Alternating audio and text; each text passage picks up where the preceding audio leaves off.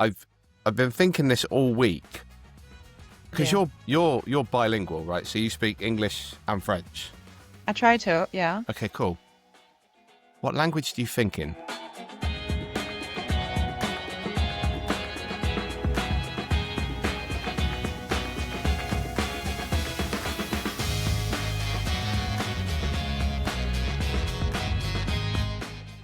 Both. Really? No, so I speak, so yeah, I'm bilingual. Obviously, I'm French, so I speak French, and I live in the UK for 15 years, so obviously I speak English. I think in English, I count in French, but apparently it's normal.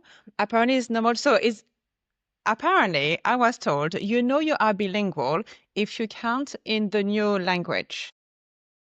Oh, right. And if not, you're not really bilingual. For me, I count in English up to 10, and after 10, it moves in French. So yeah, so I would be counting, if I had to count something, I'd be like 1, 2, 3, 4, 5, 6, 7, 8, 9, 10, 11, 12, 13, 14, 15, and then I would just go into French, which is Wow. very weird. But yeah, it's usually in English, numbers is in French, but then it depends because if I speak to someone in French, I will then be into French mode. So it's a bit confusing in my head. I Mm, used to speak Italian uh, pretty well when I was in yeah. France.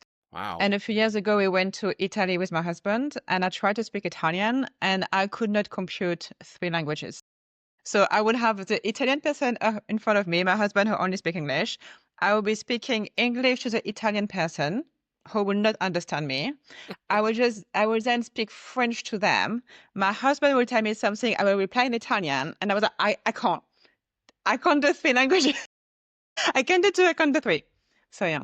Yeah, years ago, I photographed a wedding, and I'm gonna probably say the wrong language now, but I'm sure she spoke about 4 different languages, and I think 3 of the bridesmaids spoke in 3 different languages. So when they were getting ready in the morning, she would be like, "Ba, ba, da, ba, da, ba, da, ba, da," and then she'd just turn around and say something to me, and I'd be like, "Oh, you're talking to me? Okay, cool," because it was just like, I just think it's mesmerizing. I think it's amazing. Um, we obviously spoke last week, and the powers that be, I don't know what was going on with internet world last week, decided to record your side for half of it and then my side for half of it. So basically I had half a conversation, but not of both of us. So I'd love to know, even though we're probably going to go into it a little bit more, how do you deal with in your life and business when you get to like hurdles like that? Because there are ways that we could have just come out, we'll sack it off, and then Friday we booked in again, and I woke up with the lurgy. How do you deal with those hurdles that kind of come into your life then, as a coach and with what you do in your business? I usually swear a lot to get the frustration out. So there's a Brilliant. lot, but I swear with an accent. So my niece thinks it's funny, and my other niece thinks it's cute. So I'm allowed to swear. So I Nice. will just swear a lot, and then, I mean, you can't do anything about it. I feel like, it's cliche, but you can't control what happened, but you control how you react to it. Hmm. So what it happened is just, oh, for fuck's sake. Yeah. And then you just redo it. And I think maybe when you have to do things several times in a row because it didn't work, you can just make it better. So Yeah. maybe it's a good thing. Yeah. I love that because I've quite recently had a conversation with a few people about swearing, and I think that everyone should swear, but everyone should know when to swear. Like, you don't walk into your teacher and say, "Miss, what fucking time are we doing maths?" But if you walk into class and stub your toe and you shout "for fuck's sake," I think that should be perfectly acceptable because I think I it's don't used in the right understand. context. Yeah, I don't understand the problem with swearing. Mm. I don't think, I think like when I see online kids swearing, I think it is very funny and very cute. Obviously, I don't have kids, but when you have like 3 years old, like, oh, fuck, and like, fucking this, I just think it's very funny. I don't know what is the problem with it. I don't like swearing in French anymore, which is very weird. I think it's very aggressive. So I will do the occasional French swearing when it happens, but usually I wouldn't do it that much. But maybe it's because swearing in English for me doesn't really feel like swearing. I don't know. It's But funny, then isn't my it? husband is in the trade, so he swears a lot. So I'm always surrounded with a lot of swearing. It's fun. It's funny, isn't it? I remember when I was a kid, it was always like Australians and British people were just like the kind of the filthy potty mouths, and then yeah, I have to say it's one of those things. I think it's the reason I'm asking you this as well is because it's something that I think over the years for me, a lot of people have been kind of ingrained with this limiting belief that they can't say certain things. And I think swearing is one of those things that I think, I mean, I certainly grew up with my mum telling me I shouldn't swear and so forth. But I mean, Yeah, obviously, same. I've totally rebelled against that. Um, how, with your business then, did you kind of, did you shift from where you were? Because obviously I know you were in France. So where did you get to from where you were to where you are now then, from kind of being in France? Because is it 14 years you said you've been here before? I've been here for, yeah, 14 years. Yeah, yeah. I mean, I left France just after I graduated from a business school. Hmm. So I did my studies in France and I only came and then I worked here and I worked in corporate for a few years and I started a side business and then I took this side business to a full-time business and now I'm a full-time coach. Yeah, So yeah. yeah, but all of this happened obviously in England. Yeah, yeah. So, is there a pivotal point then that made you go, I'm going to France, going from France to England? I'm going to, yeah, I almost said yeah, that the it's wrong like, way around then. yeah, I was just like, so I finished my studies in France and I was looking for a job and I couldn't be asked to look for a job in France. It's really hard to look for a job in France. It's basically a race to the highest diploma. And I had a master and an MBA and I was still not sure I could find a job. And I really couldn't I just like I can't do this. I don't want this. And I want to move. I want to move somewhere else. And I wanted to go either to Italy or England. I spoke French, English better than Italian. So I came to the UK. And for me, it was just, I'm moving to the UK. Let's just go. Hmm. So I looked for a job in the UK, and there's a structure called the Alliance Française, which is a French institution. So they basically What was it called? Alliance Française, Wow. the French alliance, I guess. Yeah. And they are everywhere in the world, but they're here to promote French culture, French language, and things like that. So there's several in the UK. I applied to all of them. Hmm. I got an unpaid job, I think in Manchester. I got an unpaid internship in London, and I got a paid part-time job in Devon, in Yeah. Devon. And I said, fine, it's paid. I'm going. Mom, Dad, I'm moving to England next month. So I took the job. Then I took a map. And then I took the map and thought, okay, so where is Dartington? And Dartington is a tiny place next to Totnes, which is a small, I don't know, village town, Hmm. miles from Exeter. So then I took my map and I was like, oh, there are two big cities, Plymouth and Exeter. Oh, Exeter has an airport. It must be a big city. In my head, I was thinking of Nice. I thought, yeah, it must be as big as Nice. It's an airport. Well, so I'm moving to Exeter. And I think I moved maybe 4 weeks after that. I didn't drive, so I realized that Dartington to where I live took me 4 hours to get Hmm. to do a job that was meant to be twice 4 hours a week. So Wow. time-wise, it wasn't the best use of my time. And I did door-to-door fundraising to make ends meet, obviously, because it was only 8 hours a week. Yeah. And that lasted 2 months. And then I scrapped all of this and looked for new jobs. Door-to-door fundraising is a very similar process to currently cold DMs, isn't it? It It's is. just like It knocking on is. people's door and saying, I know you didn't ask me to come and tell you about this, but can I tell you about this?" It was horrible. I hated it. First, I didn't speak English so well. So I learned my whole script.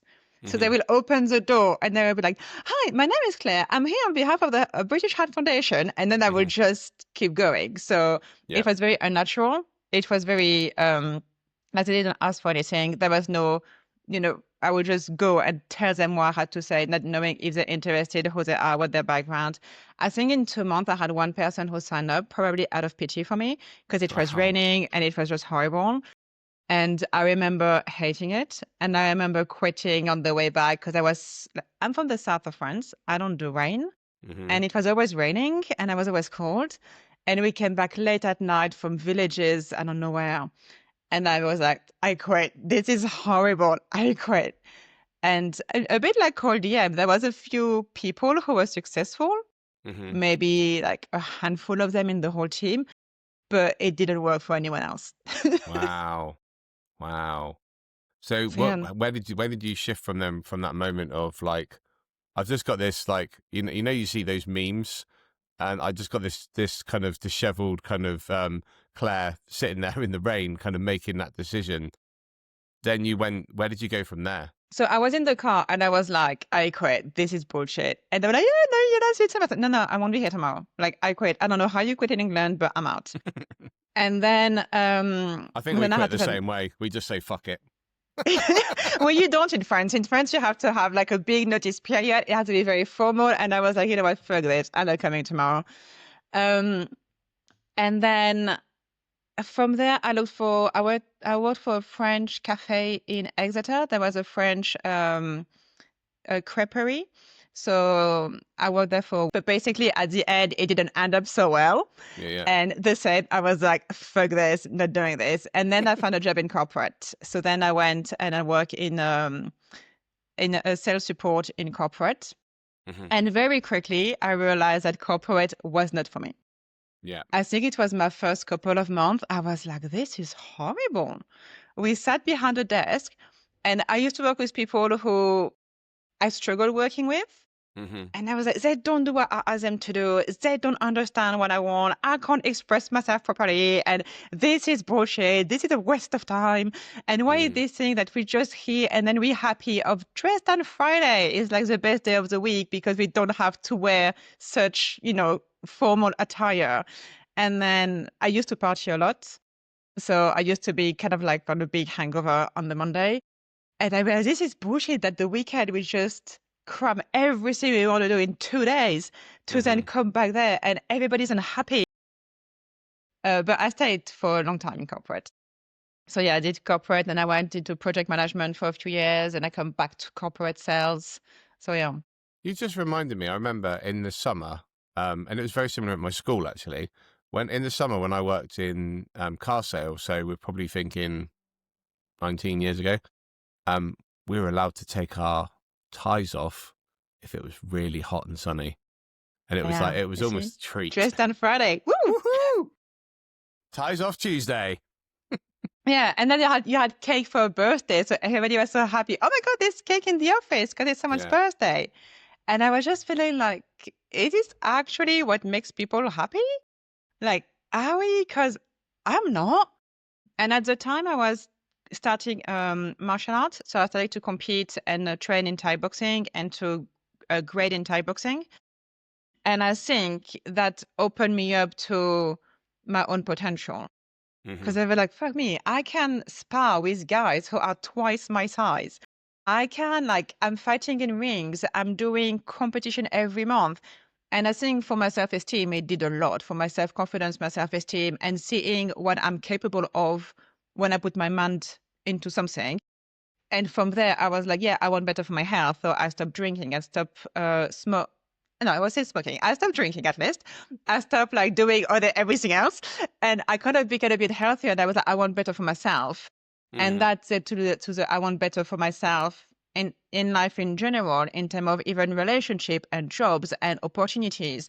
So I think this is where I started to quit this job and do another job. And I kind of try to, it helped me see the potential and see that this is not all there is. This is not it. And you can, if you look a bit wider, you can see so much more potential and opportunity for yourself. Mm.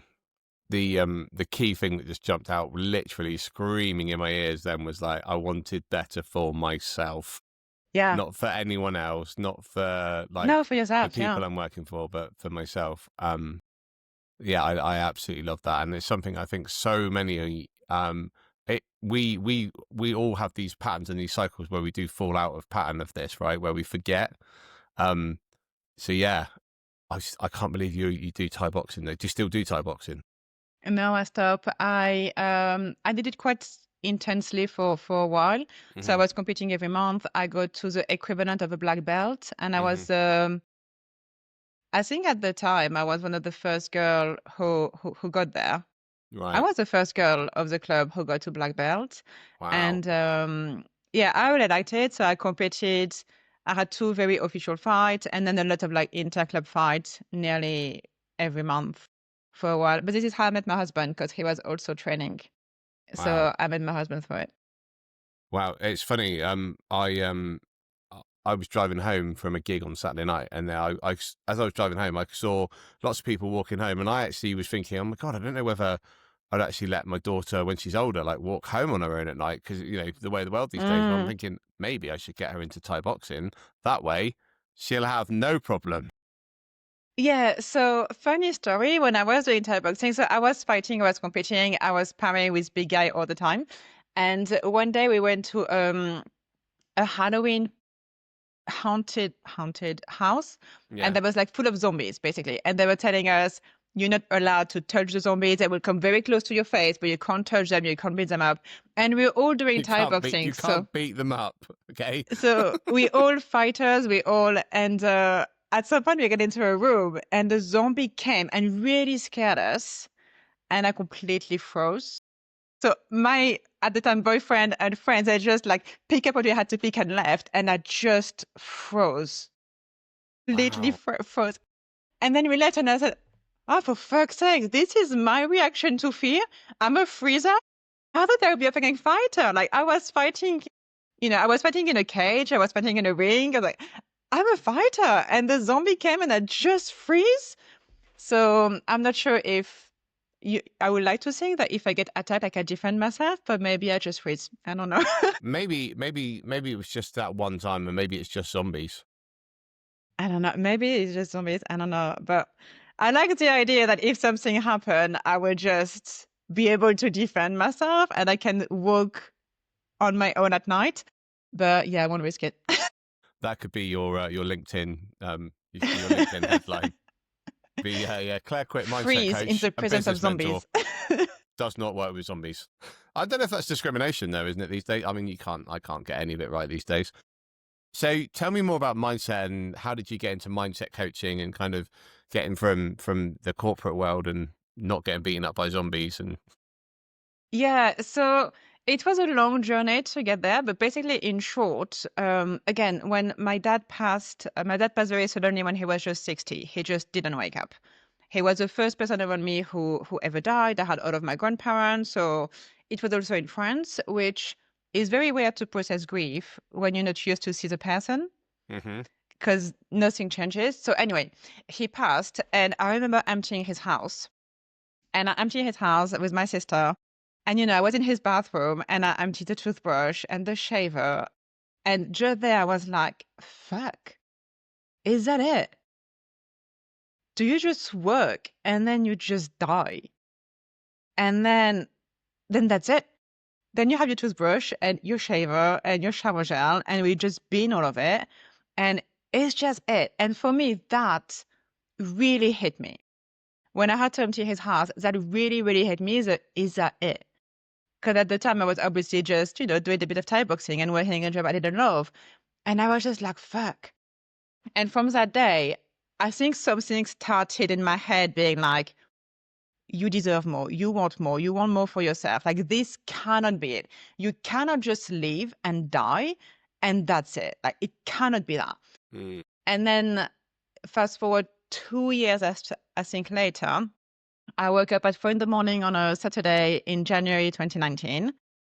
I literally, 4 in the morning, I opened my eyes and I went, I'm going to start a business and I'm going to help women have better lives. And I wow. woke up and I went in the kitchen and I took a piece of paper and everything that came through my head, I just put everything down. hmm And then my husband came at like 8 in the morning. He woke up and I was like, I'm going to do a business. I'm going to help women have better life. Look. And my husband was like, I will remember forever. I was like, I found my purpose at 4 in the morning. And the first thing he told me was, can I get a coffee? Because you're very intense right now. And I was like, but I found my purpose and I have it all laid down. So at the time, as I was a lot in Thai boxing and competing, I was a lot in nutrition. And I had a Mm. few qualifications in nutrition and I kind of retrained as a nutritionist. So this is where my business went. And I said, I'm going to do nutrition. So I kind of, over that night, thing and said, you know what, everybody knows what we should be eating. The problem is not that we don't have the information, because we know. The problem is we're just not doing it. Hmm. So what the fuck are we just not doing it? Because we know it. After a few hours online, I discovered coaching.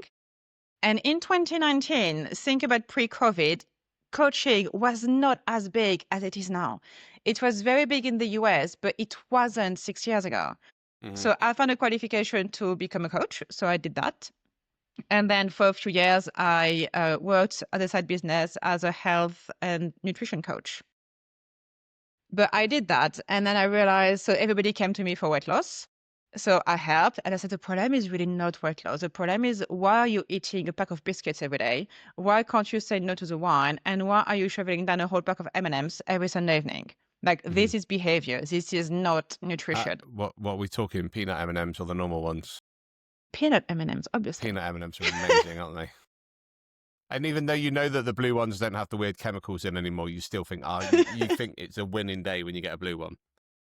So then I started to work on emotional eating for women. And I Wow. wrote a small book on emotional eating to help women overcome emotional eating. And that worked pretty well. But then I went down the rabbit hole and I was like, why are you emotional eating in the first place? Because you hate your life. Because it's in a 24-hour day, you basically kind of sleep for 8 hours. You spend 8 hours at work, and then you spend 8 hours commuting, brushing your teeth, and going to the gym and doing stuff you actually like. So the big part of your day as an adult is work. And if you do something you hate, you're going to be miserable. And yes, you're going to hate the bottle of wine of the chocolate. So it's about making your job life better. And that can Hmm. be two things. It can be an employed role. It could be like finding another job, or it can be having your own business. For me, corporate world, never messing. Hmm. So I thought, okay, I'm going to help women in their business. Yeah. And so it was kind of like a natural evolution of saying that the more I was asking myself, but why? But Yeah. why? But why? Then it became clear that is definitely the mindset. Would you say that the way you kind of work with people now is kind of a reflection on your own personal journey in it as well? Because the way you've kind of gone from that transition to, right up to where you're doing now and working with, do you work with just women now then, do you? Or, Yeah, mainly. Yeah. yeah, yeah. I love that. It's funny. I recognized that myself very quickly, that I was like, oh my God, I want to help people get from where I was to where I am now.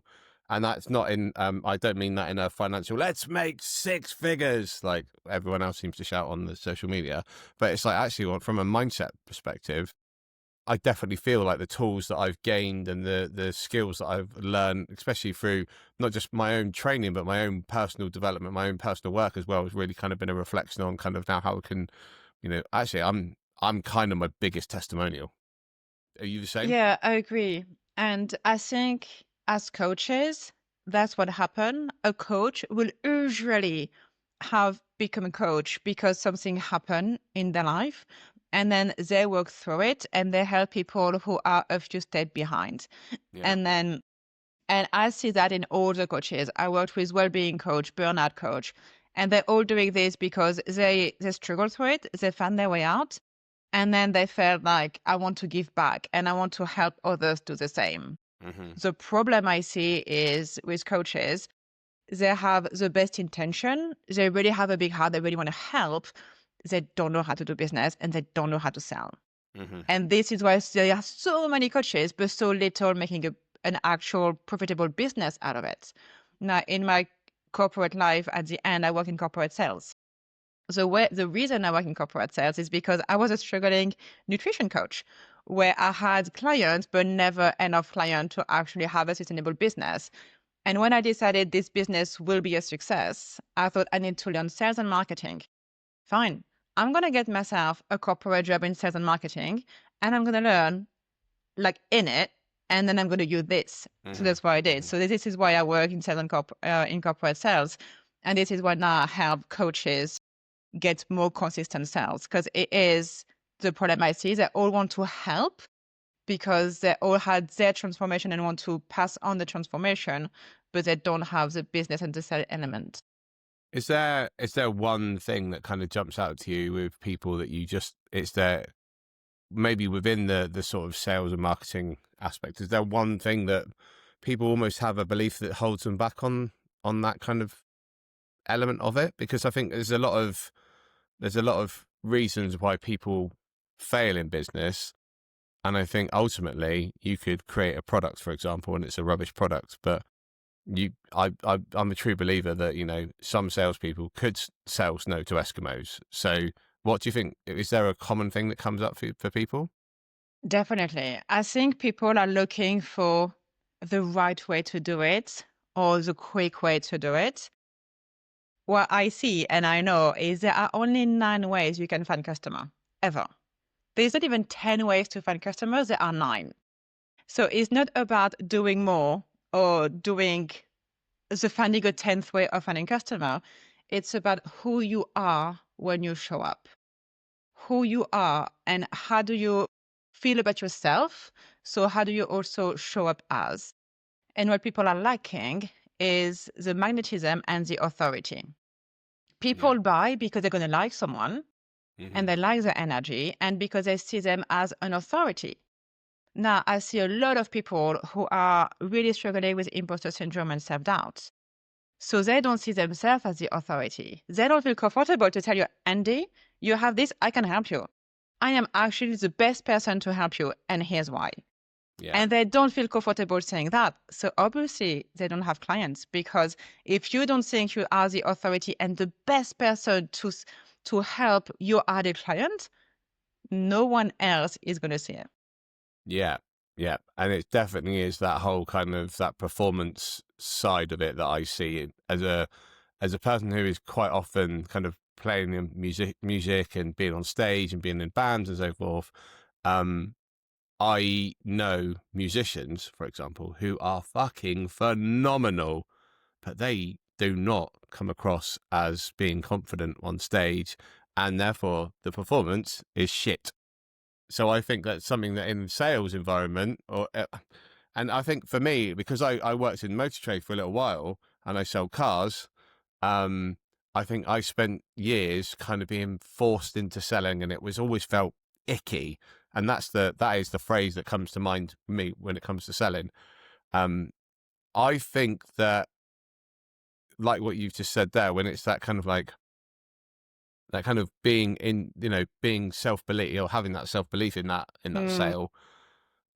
If you believe in it as well, like the person will believe that you believe in it. If you don't believe in it, then you've got that whole barrier of like of they don't they might like you, they might know you, but they definitely don't trust you. And I think that you have to have those 3 elements, don't you? And that you get, I don't know, some social media with plenty of, you're so inspiring. Oh, love what you do. And then they never hire you because they just don't see you as this authority. Hmm. When we talk about authority and confidence, I think you have 3 things. You have to have confidence. You have to have clarity. Do we actually understand what you're doing? And you have to have conviction. Hmm. And I think conviction will go through belief in yourself, Yeah. belief in your mission, in your vision, belief in your offer, Hmm. and believe that yeah, there are people who are waiting for it. And there are people who just need this, and these people are at them, and you are the best person to help them. And I think when you have that conviction, the clarity and the confidence, then you can be a coach that is actually going to make money of coaching. Otherwise, you are always going to be an inspirational Instagram page that people are going to love. Yeah. And I have clients telling me, oh, my friend loved my page, or this person loved my page, and then they hired a coach that does exactly what I do. Hmm. I said, Yeah. yeah, because this coach is probably not better, Hmm. but she is better at promoting and selling herself. Yeah. I think it was Daniel Priestley who talks about. I think I'm going to get the numbers wrong now. About that they're now at a point where you need. I think it's 7, or it might be 11 different touch points of contact. So basically, people need to see your content so many times, and that's where Yeah. for me the consistency then comes up. Of when you show up, I see this too often where people. I mean, I do it quite often as well, so I am a bit of a victim of this. But where they'll share a funny video, but they'll also share a motivational video, and they'll share another motivational video, and you just see all these motivational videos from other people. And to me, all it says to me from an outlooker or an outsider is like, actually, I find this person quite inspiring. And you start looking at what they're looking at, don't you, rather than actually, consuming the content that we really are putting out for people to kind of, oh, blimey, their energy force there when I just put my hands together like that. I was like, it is that consumption, isn't it? That sometimes we want people to have a positive reaction to our, our social media and so forth. Is there somewhere that you think people are missing? Hopefully I'm not going to give away all your secrets. Where are people not selling themselves right now? So first of all, I'm going to touch back on what you just said. The 7 touch points was true before It we was had 7. so Good. much. It was, but since we had social media, I don't know if you're aware, this big thing around. And now No, it's not never heard of 7 it. anymore. I think it's 21 Well, because 21, there 21 are forces out so of it, right? much. But saying that, I also highly disagree with this because it depends on the content. I have people that hired me as a coach from one post. They discovered me, followed me, and the same day they asked me, how do I work with you? And then they signed and they saw one piece of content. I hired people from watching one piece of content because I was like, okay, that got me. Some other people are going to be following you forever and are never going to buy. So Yeah, and it's I not think that even you've the got to number be of okay touch with that. points. You've got to be okay with that, haven't you? Yeah, but it's not about the number of touch points. It's about how you're showing up at the same, how you're showing up as in these touch points. And are you actually speaking the right language? And are you actually saying the right things? Because if that's the case, then what piece of content can be enough? One piece of content could be enough. I love that. Imagine that. Like, we all just created one piece of content and we're like, done, got a client. I booked I booked a group coaching program from one piece of content that I posted twice. That's And it got awesome. fully booked in 5 days. Nice. And it wasn't even fancy. It was on a Facebook and 2 Facebook group. It wasn't fancy, but it was so obviously I have a sales background. So what I bring into my coaching when I help is I also teach sales psychology. So how do you create copy messaging that actually activates people? Yeah. And this is what this piece of content did. Yeah. It was, I didn't even know it, but when I afterwards, I was like, why did it work so well? Is because it was really anchored in sales psychology. Yeah. So when you know how to talk in a way that activate people, you don't need 20 million pieces of content because you have other stuff to do. That pouring content, but you need to make sure that what you put out is activating. Oh, I think we were going to break the internet with this because I think it's you only need one piece of content. Don't listen to Daniel Priestley. I was going to say sorry to Daniel Priestley, but I don't know. He could be an avid listener and watcher of the podcast. I'm not entirely sure. So, what's the one thing then you think, or one area? Is there one area you think people are missing? As in, let's just take social media aside. Is there somewhere that you think people aren't showing up where they could be? I think it's everywhere. So we, like you said, let's not take social media. And some people are only on social media. As I said, you have 9 ways of finding clients. So why are you only capitalizing on social media where the platform at the minute is bugging every month and you fighting an algorithm that doesn't help you because maybe you're scared of going on podcast because who am I to talk? No one is ever going to want to interview me. I cannot do this. Or even talking to your friends or telling your friends, I can help you with this. It doesn't mean you have to charge all of your friends, right? When I started, I coached a lot of friends for free because they're like, I want practice, I want testimonials, and then you can refer me. Yeah. And, so it's about trying to have such a narrow view of what you're doing and really thinking a bigger picture. I was talking with a client yesterday and she's a lot on social media. And she's like, oh, and my post and my views and blah, blah, blah, and the algorithm. And like, right, let's just step away from this. This is your message. This is what you're doing. Think about all the way you can live this mission. Think about all the way this mission can impact the world.